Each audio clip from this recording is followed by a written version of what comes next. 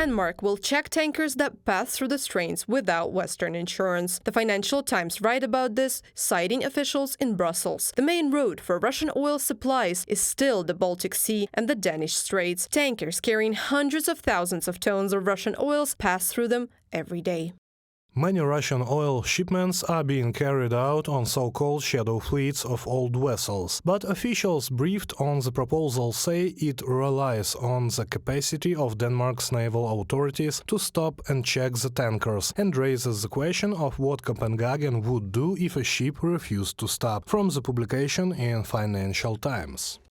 Since the summer of 2023, Russia has started shipping oil to Asia via Arctic waters. By the beginning of September, according to Rosatom, up to 500,000 tons of oil were transported by this road. According to High North News, Russia mainly transports oil through Arctic to China. According to experts, this volume of oil shipment from Russia to China or other Asian countries via the Arctic is unprecedented, despite the fact that the remoteness of the Arctic and the extremely harsh climatic conditions pose a significant risk to tankers.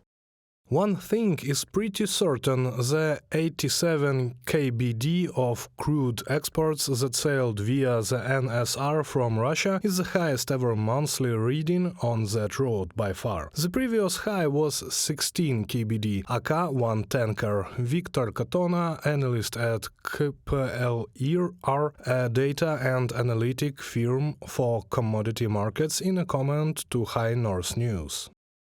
The EU's 12th package of sanctions against Russia may include measures to strengthen control over compliance with the cap of Russian oil prices. The price cap of $60 per barrel introduced by the G7 countries came into force in December 2022. However, Russian oil is often sold more expensive, around $80 per barrel, the Financial Times says. Brussels plans to announce new restrictions in coming days.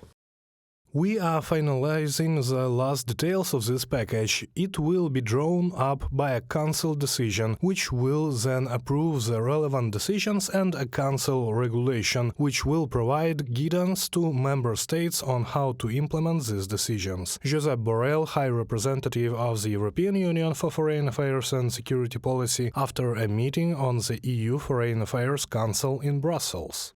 In an attempt to circumvent Western sanctions, Russia has purchased more than 100 tankers in 2023. The EU is considering imposing restrictions on shipping companies that sell their old ships to Russia's shadow fleet and on states that allowed these ships to use their flags as a part of a new 12th sanctions package. Reported by Anastasia Tarnavska, Kristina Dombrovska, UATV News.